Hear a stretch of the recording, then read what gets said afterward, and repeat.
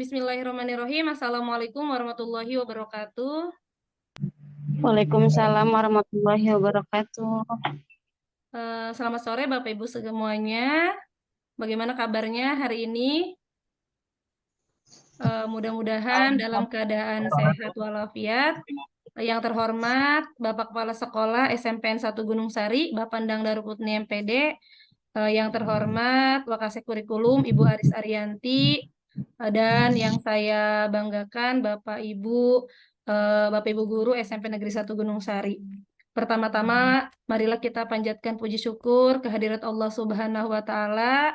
Hingga saat ini kita diberi nikmat sehingga bisa mengikuti kegiatan Zoom pada sore hari ini yang diadakan terkait dengan diseminasi budaya positif untuk pemenuhan tugas CGP Angkatan ke-8.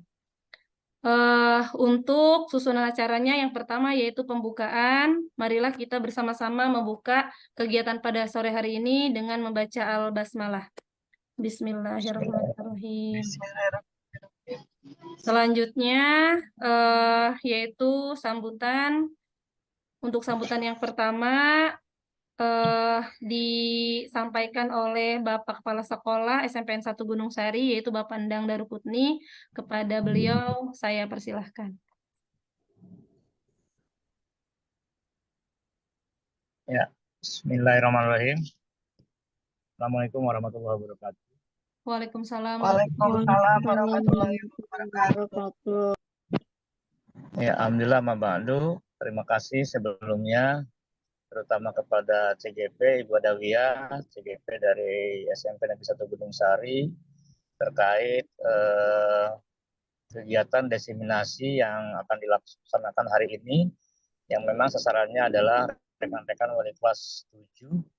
Ya, meskipun demikian tidak menutup kemungkinan beberapa wali kelas yang lainnya bisa terus serta di dalam kegiatan diseminasi kali ini.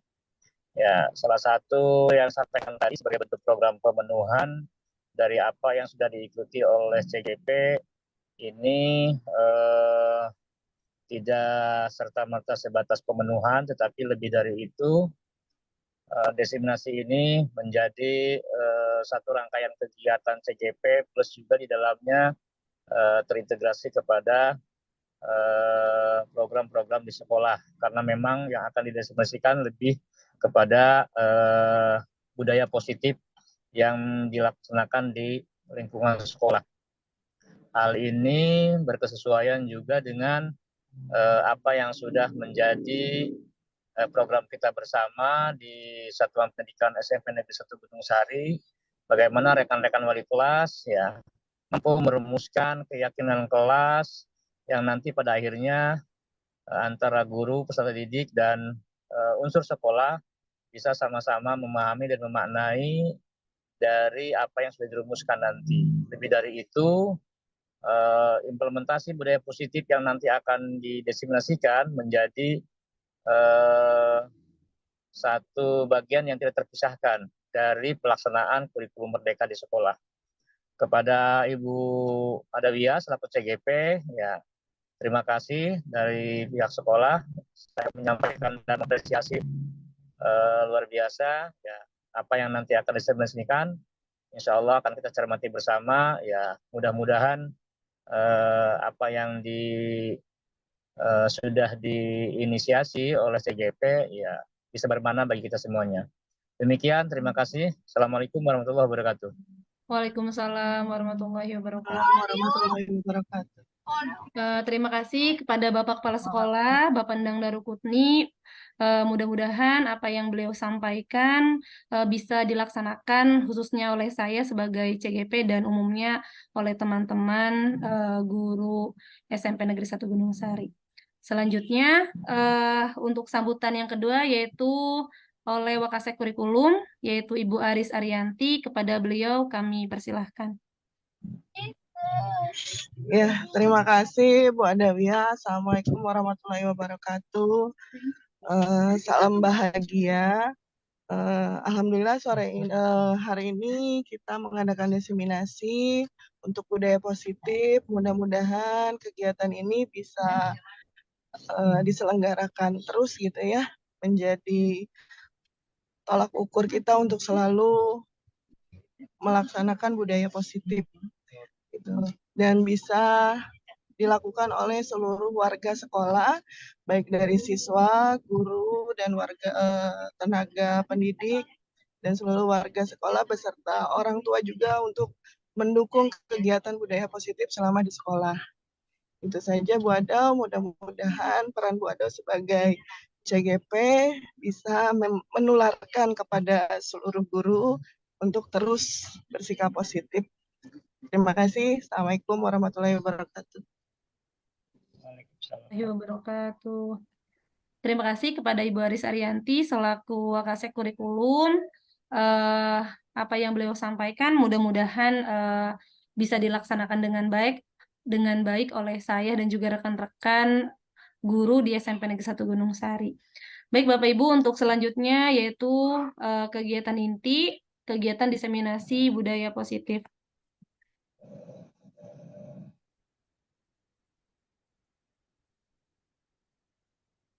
Oke, Bapak Ibu, diseminasi budaya positif ini adalah kegiatan di mana saya sebagai CGP membagikan hal baik atau praktik baik yang sudah saya lakukan berkaitan dengan pembelajaran yang saya ikuti di dalam program Guru Penggerak ini.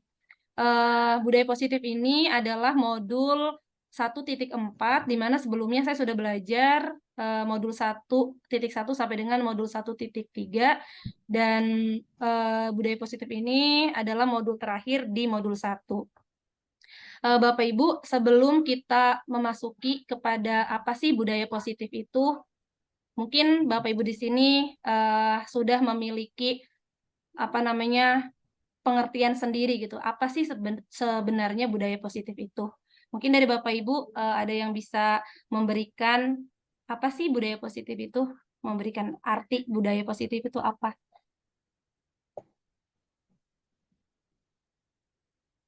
Boleh Ibu Ida? Iya, terima kasih Bu Adau. Yang saya pahami sih perihal budaya positif adalah sesuatu hal atau habit positif yang bisa kita terapkan dalam pembelajaran atau program-program di sekolah begitu, Bu. Iya, terima kasih Ibu Ida Wati. Betul ya, jadi budaya positif itu adalah kebiasaan sesuatu yang positif yang kita lakukan sesering mungkin sehingga menjadi budaya di sekolah seperti itu. Bapak Ibu, untuk budaya positif ini sebetulnya kita harus memahami dulu di modul 1.1. Jadi saya mungkin akan mengulas sedikit berkaitan modul 1.1. Jadi awal dari budaya positif ini adalah berawal dari filosofi Ki Hajar Dewantara, di mana beliau mengatakan tujuan dari pendidikan itu adalah menuntun segala kekuatan kodrat anak sehingga mereka dapat mencapai kebahagiaan dan keselamatan yang setinggi-tingginya. Lalu di mana di modul 1.2 kita belajar tentang nilai dan peran guru. Jadi ketika kita sudah mengetahui filosofi tentang pendidikan dari Ki Hajar Dewantara, maka kita digali untuk memiliki nilai-nilai sebagai seorang guru. Di mana diantaranya seorang guru itu harus pertama berpihak pada murid. Lalu ada juga seorang guru itu harus reflektif, inovatif, terusnya kolaboratif, dan juga mandiri. Nah, Bapak Ibu, ketika kita belajar tentang nilai-nilai guru ini, ada satu nilai yaitu berpihak pada murid. Nah, ketika kita sudah memiliki nilai di mana berpihak pada murid, maka kita akan berpikir bagaimana caranya supaya pembelajaran itu berpihak pada murid. Sehingga muncullah budaya positif ini. Jadi budaya positif ini awal mulanya adalah berasal dari pemikiran atau filosofi Ki Hajar Dewantara. Oke, selanjutnya di dalam modul 1.4 yaitu tentang budaya positif, kita akan belajar tentang disiplin, lalu ada teori motivasi, kebajikan universal, keyakinan kelas, 5 kebutuhan dasar, posisi kontrol, dan juga segitiga restitusi. Bapak Ibu, kalau misalkan kita berbicara tentang disiplin, mungkin Bapak Ibu sudah sering mengungkapkan kepada anak gitu kan. Apa sih disiplin itu seperti apa? Banyak yang mengatakan bahwa disiplin itu adalah mengikuti aturan. Bapak Ibu, ketika saya belajar modul 1.4 ini, saya baru memahami bahwa disiplin itu ternyata ada dua gitu kan. Ada yang namanya disiplin positif, ada disiplin negatif gitu. Dimana ketika kita melakukan hal dengan waktu yang tepat, aturan gitu kan, mengikuti aturan. Nah, yang digarisbawahi adalah aturan ini aturan siapa? Apakah aturan orang lain atau aturan diri sendiri?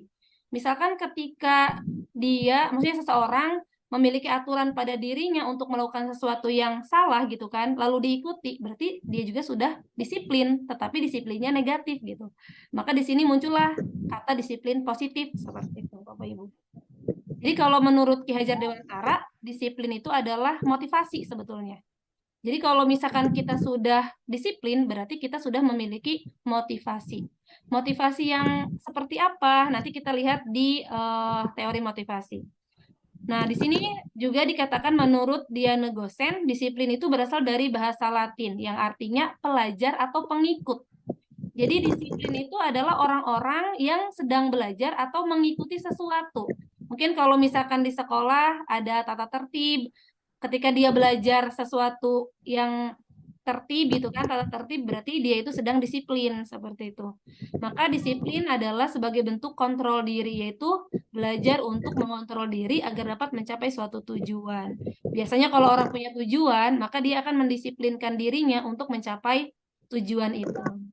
Nah, di sini ada yang namanya nilai kebajikan universal. Bapak Ibu, jadi ketika kita disiplin, membicarakan tentang disiplin positif, maka kita akan berlari kepada nilai-nilai kebajikan universal. Jadi jangan sampai disiplin kita itu keluar dari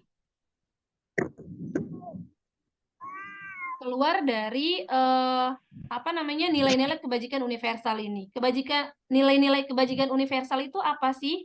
Oke, nilai kebajikan universal itu adalah nilai-nilai di mana mengandung suatu kebajikan yang tidak tidak bertolak belakang dengan agama, ras, kayak gitu ya, dan tidak saling bersinggungan agama satu dengan agama yang lainnya, ras satu dengan ras yang lainnya, seperti itu.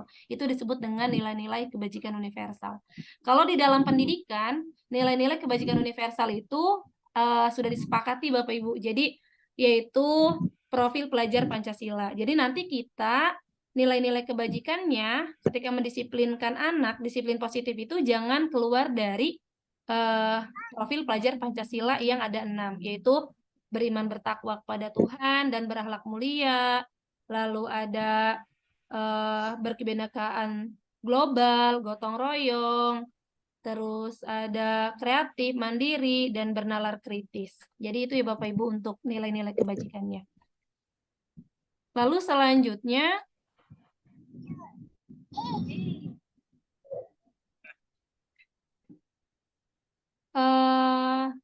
adalah motivasi atau teori motivasi. Bapak Ibu, teori motivasi perilaku manusia itu terdiri dari 2. Jadi motivasi seseorang itu ada yang namanya motivasi eksternal, ada motivasi internal.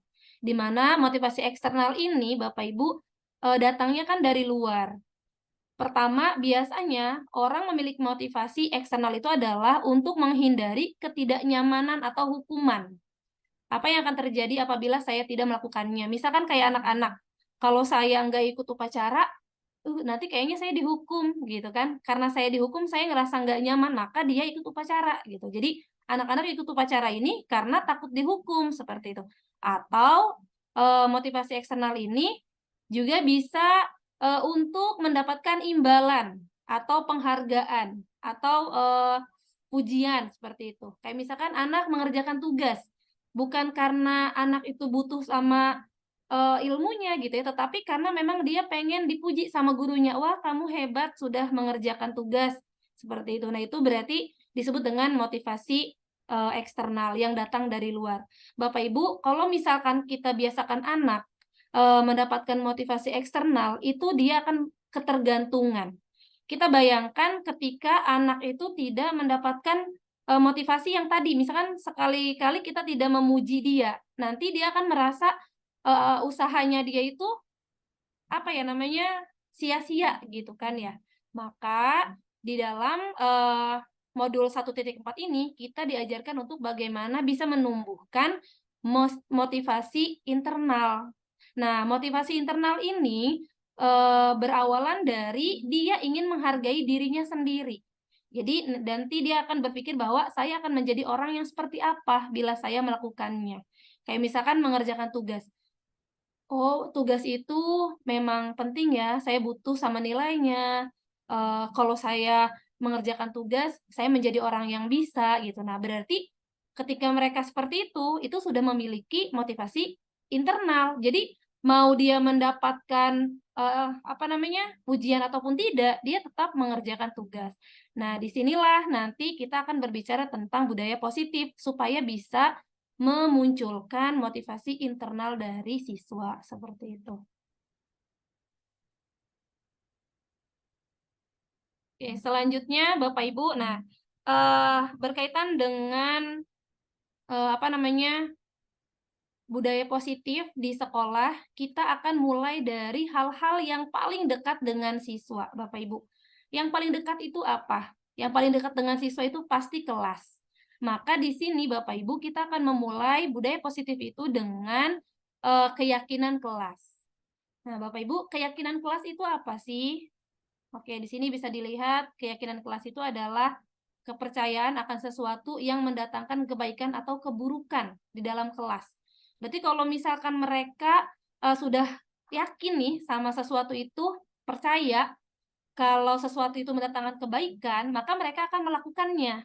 Atau kalau mendatangkan keburukan, mereka akan menghindarinya gitu. Kenapa sih Bapak Ibu harus keyakinan kelas bukan peraturan?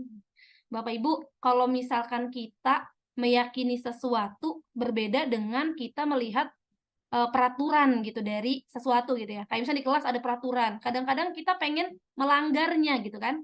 Tapi kalau kita sudah yakin, kayaknya untuk melanggarnya itu nggak pengen gitu, kayak ada rasa yang hilang atau ada rasa mengecewakan diri sendiri gitu kan, karena sudah melanggar keyakinan sendiri.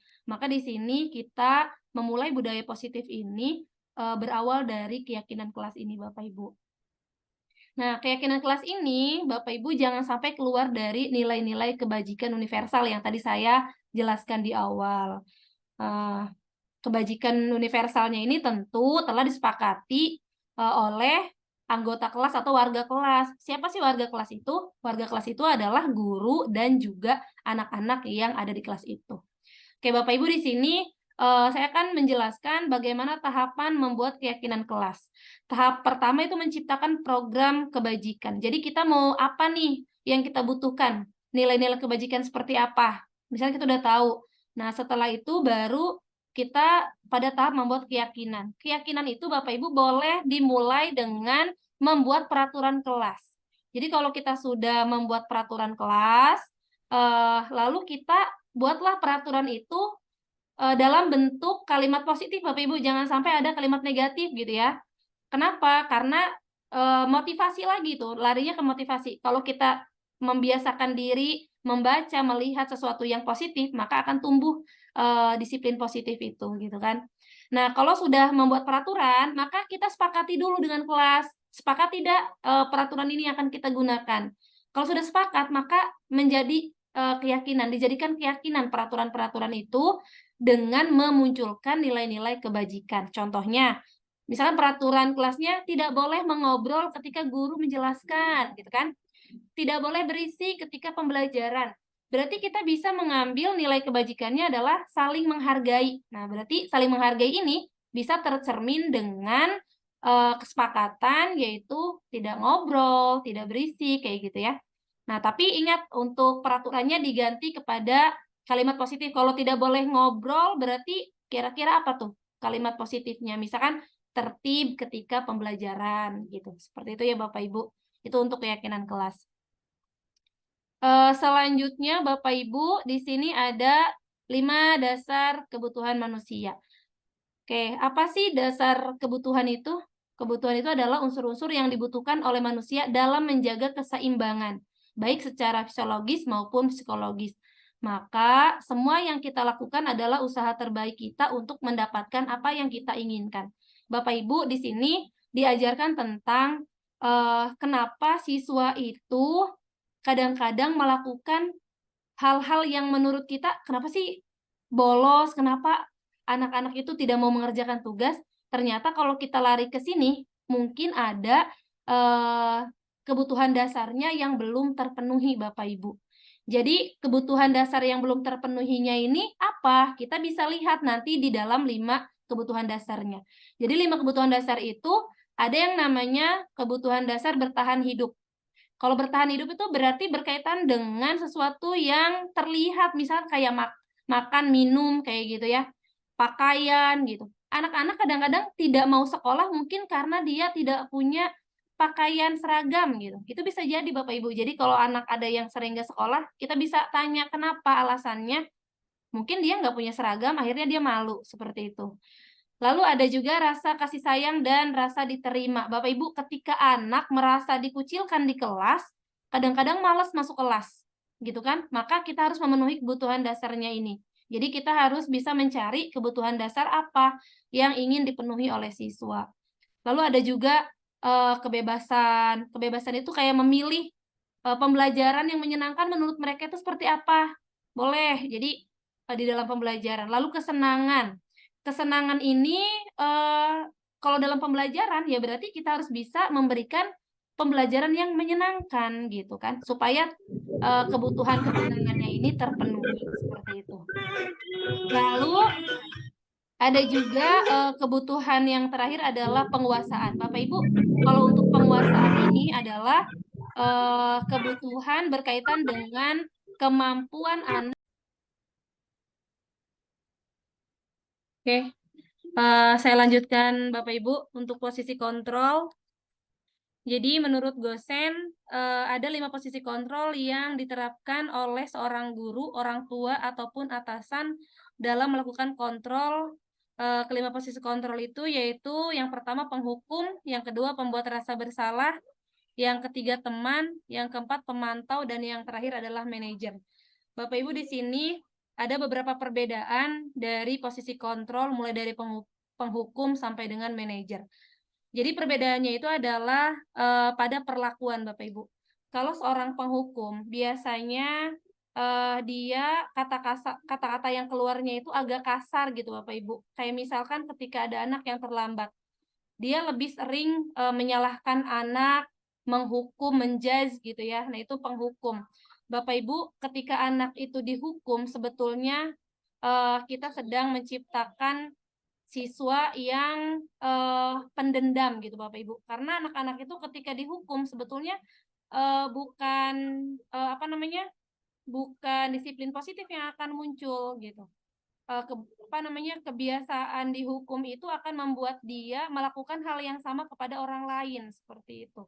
Biasanya penghukum itu Bapak Ibu, kalau misalnya kita lihat dari kata-katanya, kalau kita contohkan ada anak yang terlambat, biasanya kayak dia mengatakan, kamu lagi, terlambat lagi gitu kan, selalu aja terlambat. Nah itu berarti kita menjudge bahwa anak itu selalu terlambat, walaupun memang betul gitu kan, tapi kita tidak pernah bertanya kenapa dia terlambat.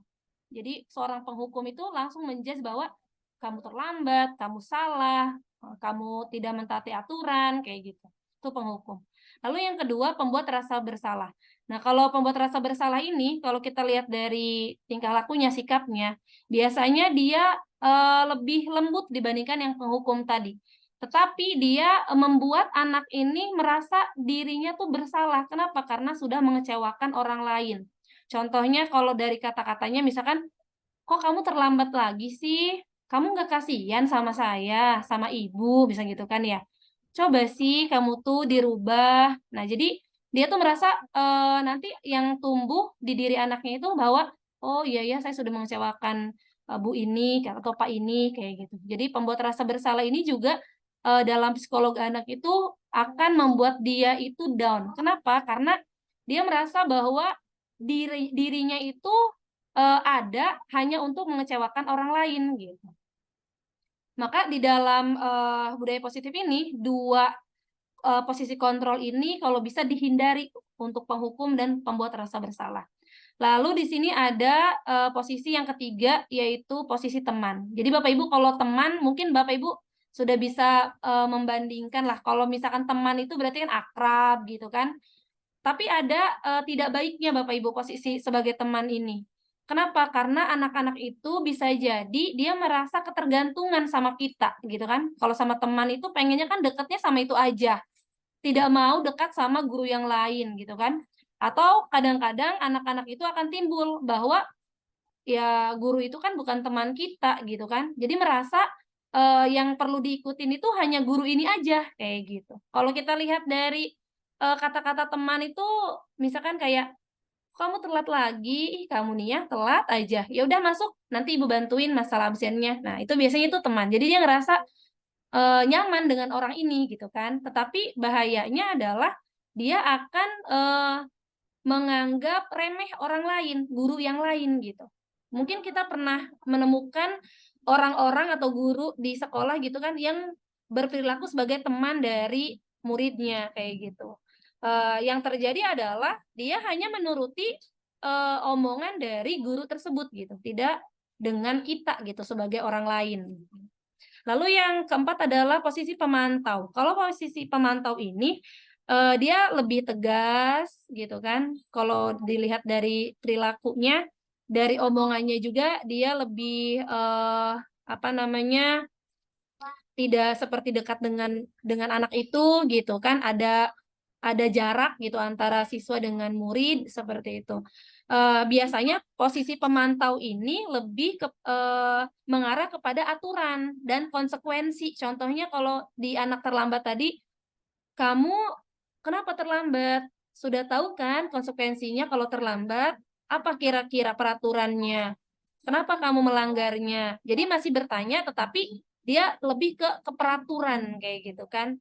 Jadi nanti tidak mengupayakan untuk menemukan solusi dari anaknya. Nah, jadi nanti ini berlanjut kepada posisi yang kelima nih. Posisi kontrol yang kelima ini adalah manajer. Sebetulnya posisi manajer ini seperti posisi pemantau, tetapi dia tidak mutlak kepada aturan. Jadi dia akan lebih bertanya kepada siswa. Pertama, yang ditanyakan adalah alasannya kenapa misalkan siswa ini terlambat. Lalu yang kedua, yang paling penting di dalam posisi manajer ini adalah dia menanyakan solusi apa yang bisa diberikan oleh siswa tersebut. Jadi, posisi manajer ini adalah posisi yang paling ideal sebetulnya Bapak Ibu.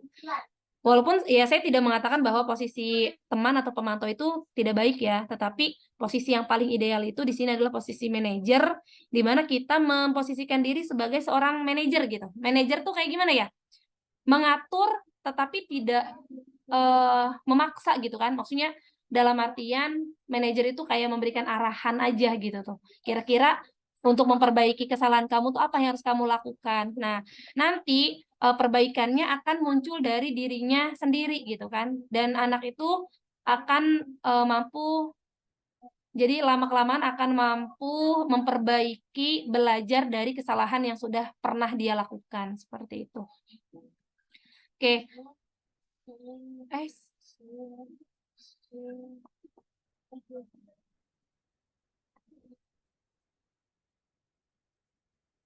Maaf Bapak Ibu, ini malah saya ke. Oke, ini tadinya mau saya tunjukkan untuk video posisi kontrol, cuma nanti saja kayaknya waktunya takut kurang ini ya. Lalu selanjutnya saya akan menjelaskan tentang restitusi. Oke, Bapak Ibu, kalau kita sudah memahami posisi kontrol yang tadi, maka di sini ada yang namanya restitusi. Jadi restitusi itu adalah proses menciptakan kondisi bagi murid untuk memperbaiki kesalahan. Nah, jadi tadi kita kan sudah memposisikan diri sebagai manajer. Maka cara kita untuk menyelesaikan permasalahan itu kita menggunakan restitusi. Jadi restitusi ini sebuah cara gitu Bapak Ibu. Pendekatan supaya kita bisa mengajarkan kepada anak bagaimana memperbaiki kesalahan. Oke, restitusi ini ada 3 tahapan. Itu disebut dengan segitiga restitusi. Jadi tahapannya yang pertama ada menstabilkan identitas. Lalu yang kedua, validasi tindakan salah. Dan yang ketiga, menanyakan keyakinan. Jadi Bapak Ibu, kalau kita sudah memiliki posisi kontrol di dalam diri kita, maka terapkan restitusi dengan 3 tahapannya ini. Pertama, menstabilkan identitas. Jadi Bapak Ibu, kalau menstabilkan identitas itu caranya kita bertanya, bukan bertanya sih, jadi kayak anak melakukan kesalahan, maka kita berikan pemikiran, pandangan kepada mereka bahwa melakukan kesalahan itu adalah sesuatu yang manusiawi, gitu kan? Bukan membenarkan sebetulnya, tetapi manusiawi kalau orang melakukan kesalahan, karena setiap dari kita pasti pernah melakukan kesalahan. Jadi itu menstabilkan identitas dari gagal menjadi berhasil, gitu kan? Anak tidak merasa dirinya bersalah, gitu kan? Karena dia merasa bahwa ya orang lain juga pernah berbuat salah. Tetapi setelah itu kita validasi tindakan salahnya dengan cara apa? Menanyakan, misalkan pertama alasannya. Misalkan kayak tadi, kenapa ini kan berantem? Misalnya ada anak berantem nih misalkan. Setelah berantem itu kan kita menstabilkan identitas. Ya mungkin di sini selain kamu juga banyak yang sering berantem gitu atau pernah berantem. Tapi kenapa?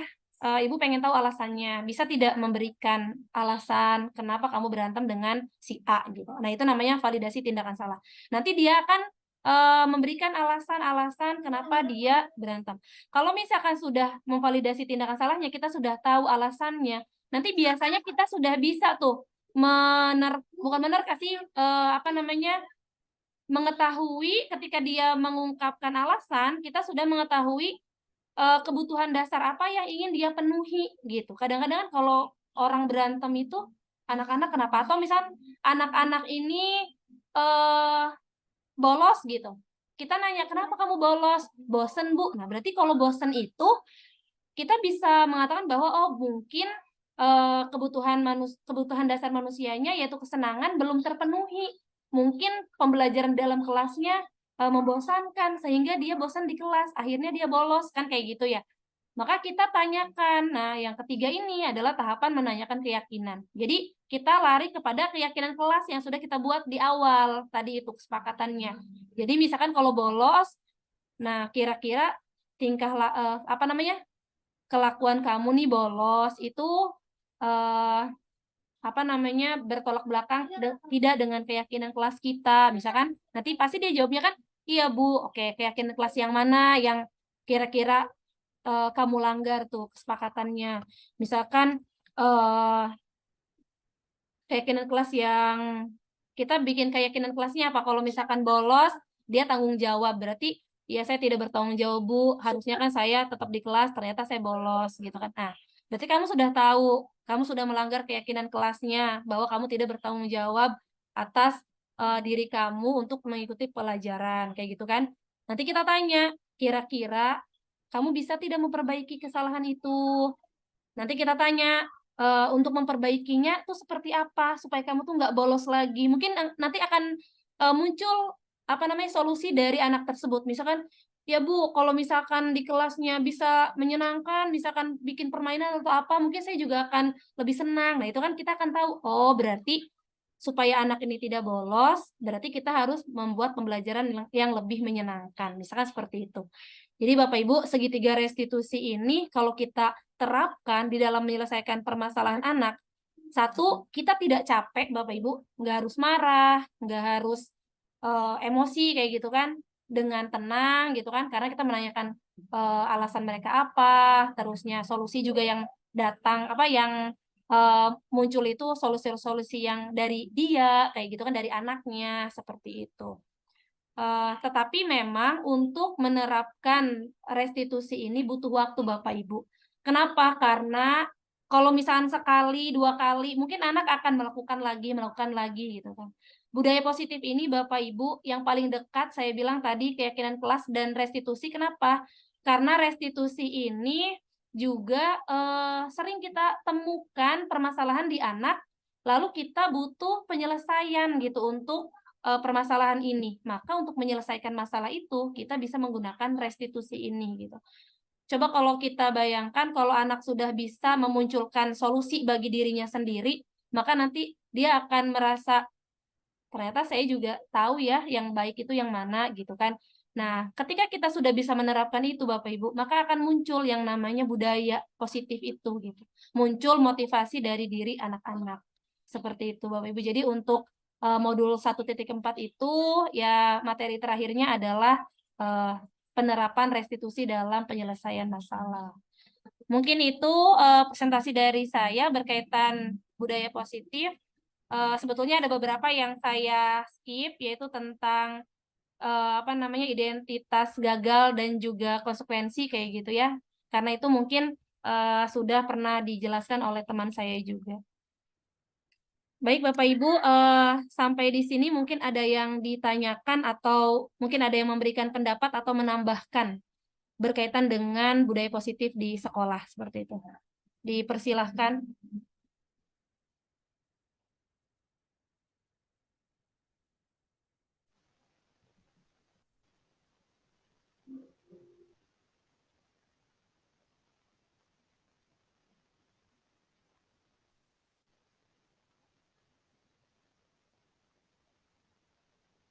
Oke, boleh Ibu Endang atau Ibu Herni, kayaknya Ibu Herni ada ya tadi ya?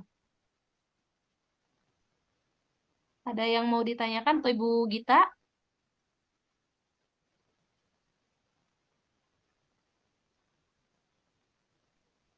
Boleh menanggapi, Bu? Oh iya,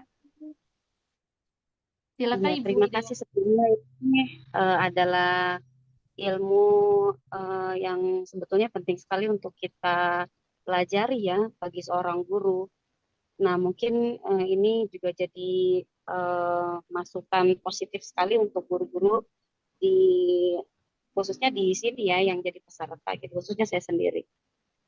Saya setuju ya dengan apa yang disampaikan tadi Bu Adau itu perihal tentang hal-hal positif yang tadi disampaikan. Nah, mungkin yang akan menjadi PR bagi kita itu eh, pemahaman ini mungkin tidak mudah juga untuk diterima oleh semua guru ya. Nah, Betul. masih ada juga kan pandangan-pandangan atau guru-guru yang apa ya, pola pikirnya eh, masih apa namanya ya, hmm, bukan klasik. Jadi apalagi kalau di sekolah saya gitu di madrasah itu banyaknya guru-guru yang sudah sepuh gitu, yang pemikirannya tuh sudah apa namanya ya, sudah dengan pemikiran sendiri begitu tuh. Nah ini juga perlu strategi begitu kan untuk bisa memahami atau memberikan pemahaman kepada guru-guru. Betul. Kemudian perihal tadi ya tentang anak-anak yang mengenai karakter yang beragam ini juga penting untuk kita ketahui sejak awal pembelajaran. Kita juga bisa melaksanakan beberapa tes diagnostik ya Bu untuk mengetahui seperti tadi kan kebutuhan tentang yang disampaikan itu kebutuhan apa namanya Dasar. kebutuhan dasarnya begitu ya. Hmm. Nah, termasuk juga gaya belajarnya, Bu. Nanti kita bisa perhatikan atau kita lakukan tes tentang gaya belajar.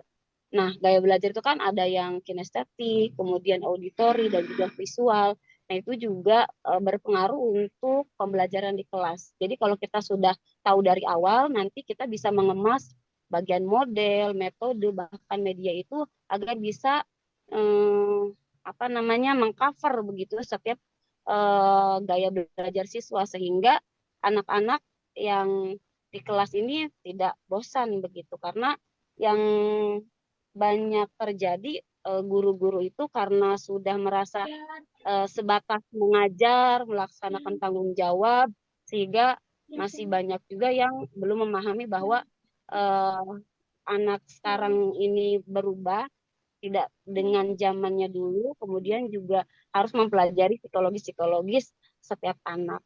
Itu mungkin Bu tanggapannya, terima kasih. Terima kasih Bu Idawati.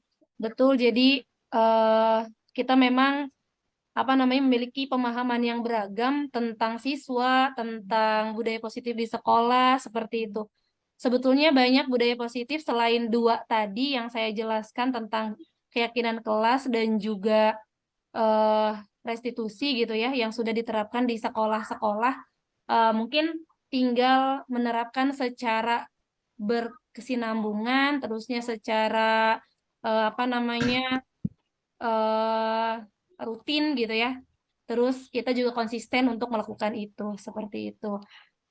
Mungkin untuk memberikan pemahaman kepada teman-teman itu memang butuh waktu. Yang penting kita lakukan mulai dari diri, mulai dari hal yang paling kecil dan mulai dari sekarang seperti itu. Ya Ibu Ida ya. Oke, mungkin ada yang lain Bu Herni.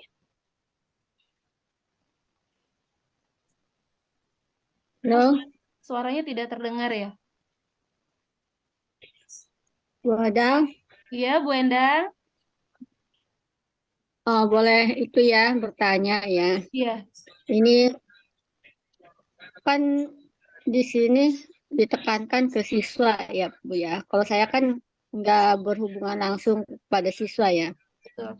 Yang saya tanyakan itu bagaimana jika kitanya sendiri gitu yang melanggar keyakinan gitu, apa cara mengatasinya atau solusinya gitu.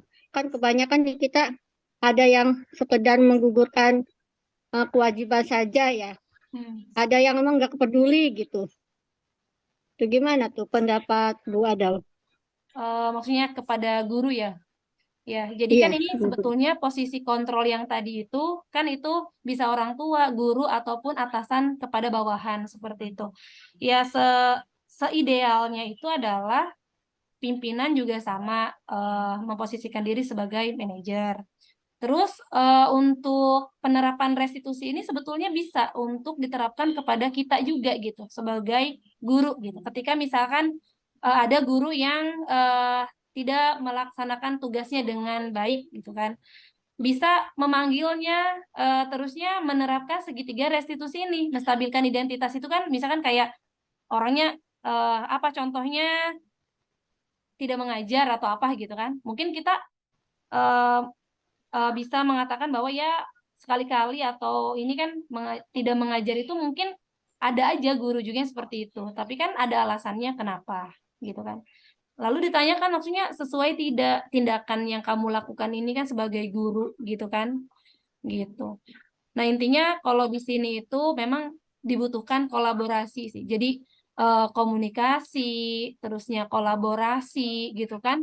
Kalau misalkan nanti datangnya dari satu arah aja gitu, memang nantinya susah gitu. Restitusi ini karena harusnya mah dua arah, karena kan kita bertanya, ya orangnya harus menanggapi juga gitu kan. Seperti itu. Jadi memang sebetulnya mah bisa gitu, Wendang, kalau misalkan kita terapkan di guru juga gitu.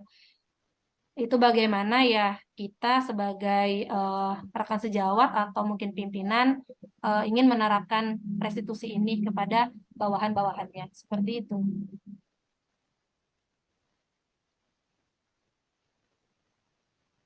Oke, terima kasih. Ya, Semoga kita bisa ya. iya amin. Ya Bu Herni, Bu Herni suaranya nggak keluar.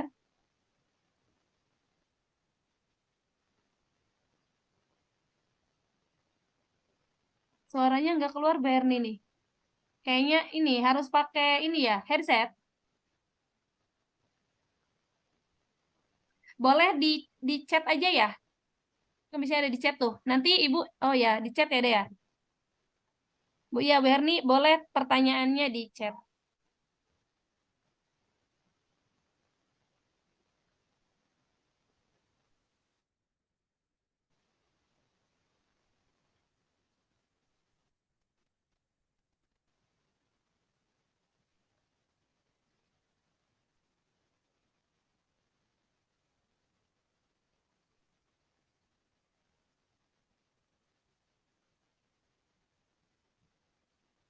Sudah, Bu Herni?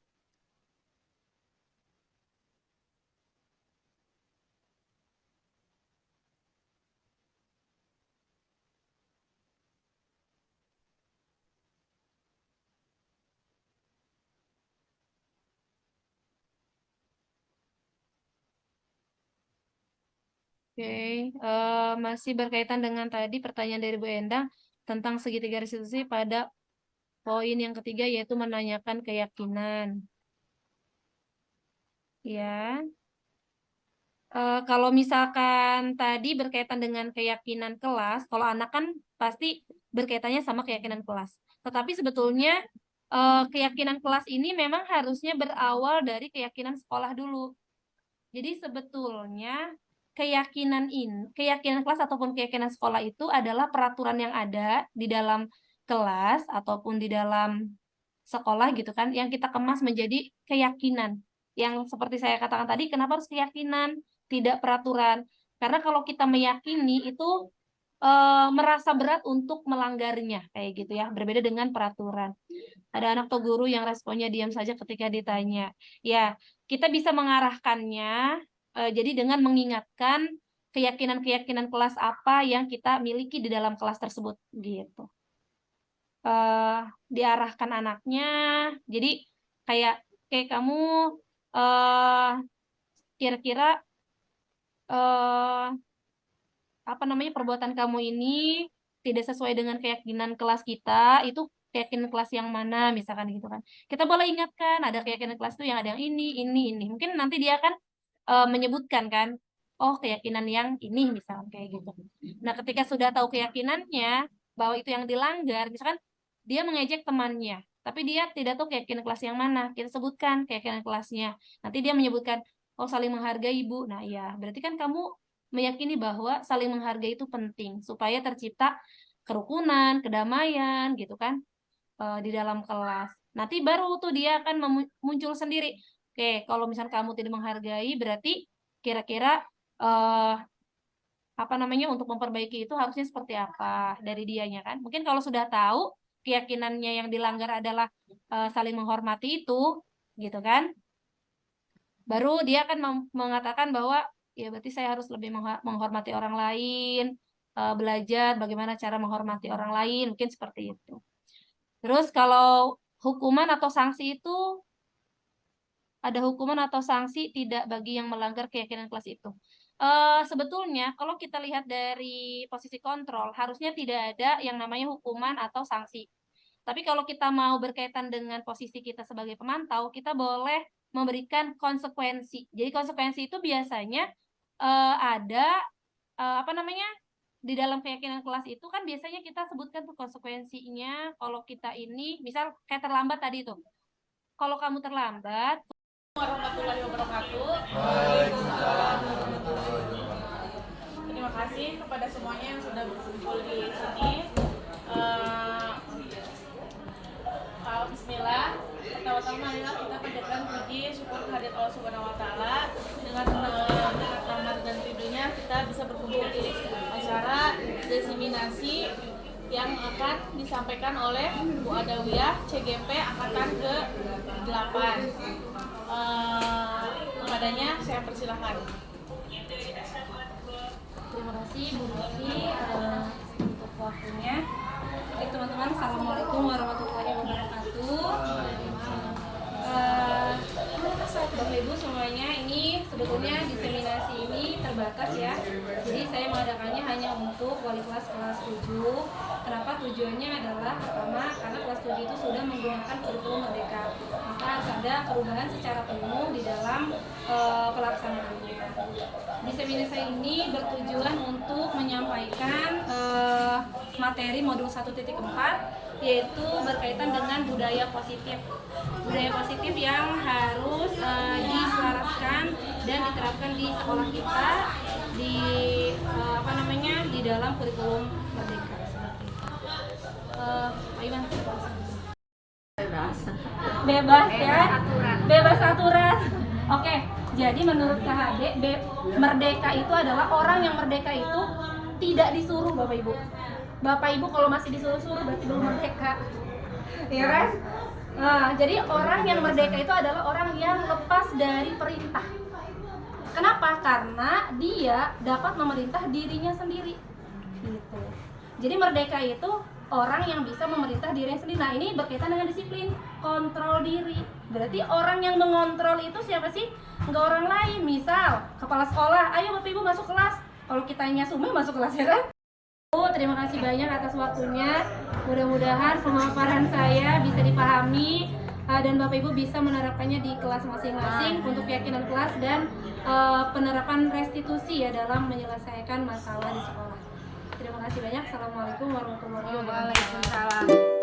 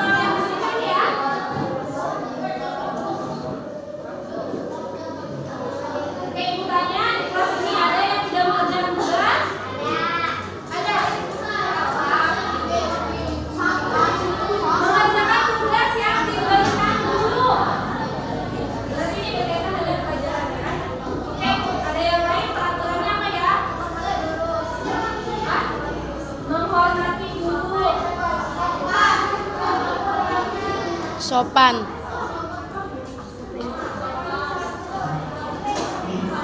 Yang dari laki-laki itu belum dengar. Dari anak apa ya? Mas? Oh, jangan terlambat masuk ke kelas.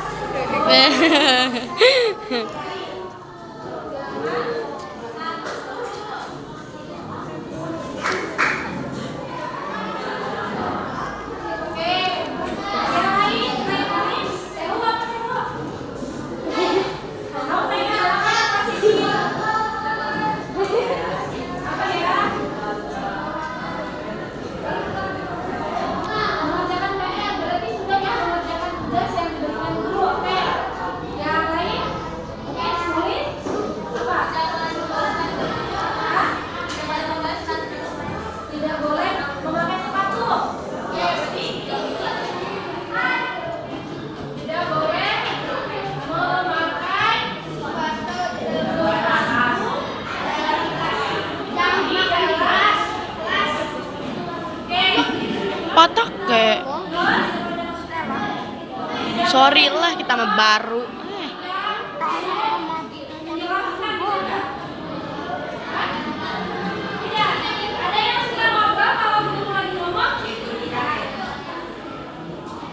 Nih sebelah nih Bu, Bu sebelah nih, sebelah nih, sebelah nih, sebelah nih.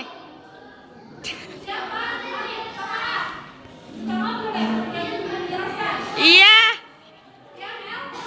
Iya. Mau ngomong kan? Kayak orang lagi video kita naik.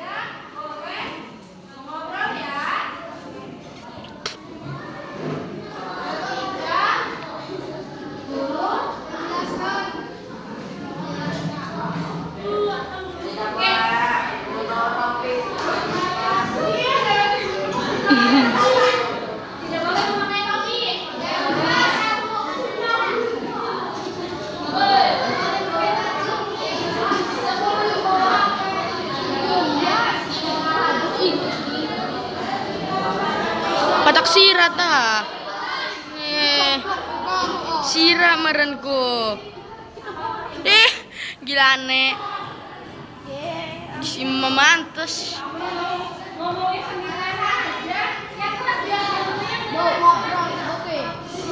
Sirat plong.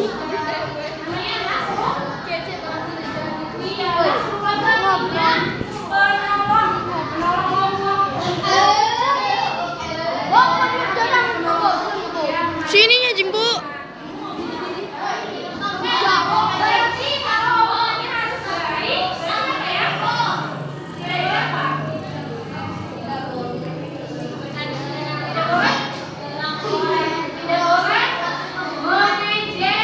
Tidak boleh berisik waktu belajar.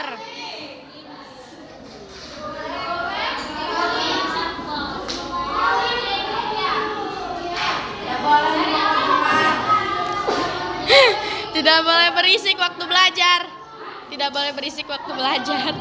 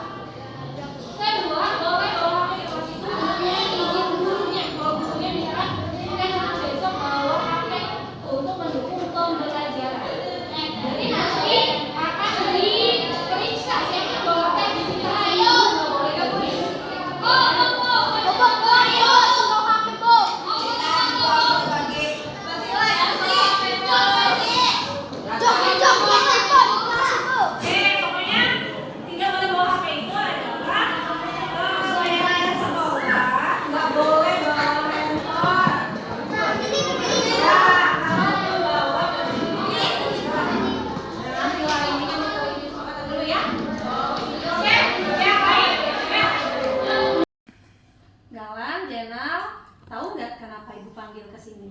Nggak tahu Bu. Oke, tadi Ibu mendapatkan laporan dari guru matematika. Katanya kalian berantem ya ketika gurunya menjelaskan. Iya nih Bu, duluan nih Bu, ngelempar-lempar kertas. Oke, Galang, Kak Galang tenang dulu. Kenapa Galang kayaknya marah amat? Ya nggak jelas Bu, saya kan lagi belajar, lagi nulis-nulis biasa. Ya tiba-tiba ngelempar kertas. Oh gitu, iya Ibu ngerti. Kamu sedang mempertahankan hak kamu ya sebagai siswa karena pengen belajar dengan tenang gitu ya. Oke, Jenal, benar nggak yang dikatakan Galang? Benar Bu, Kenapa kamu melakukan hal itu? melihat tingkah laku Galang itu lucu gitu. Oh, seperti itu. Jadi kamu melihat Galang tuh lucu gitu ya. Ya, Ibu tahu setiap orang pasti punya kesalahan. Ibu juga pernah dulu mengganggu teman gitu ya. Tetapi menurut kalian hal itu baik tidak dilakukan? Tidak. Apakah ada yang dilanggar dari keyakinan kelas kita? Ada. Apa kira-kira Jenal? Keyakinan kelas apa yang sudah dilanggar oleh Jenal?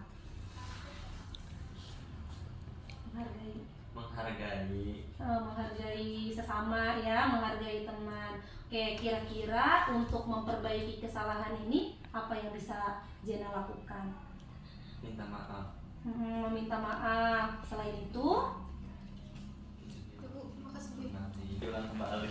Tidak mengulanginya kembali. Oke, berarti Jenal pertama meminta maaf dan tidak mengulanginya lagi. Gimana Galang dengan Galang? Apakah setuju dengan solusi yang ditawarkan oleh Jenal? Saya setuju kalau Jenal nggak ulangin lagi. Oke, berarti permasalahannya sudah selesai ya. Oke, berarti tidak boleh diulangi lagi. Harus menghargai keyakinan kelas yang sudah kita sepakati sebelumnya. Oke, terima kasih anak-anak. Mudah-mudahan bisa belajar dari permasalahan ini ya. Iya, Bu.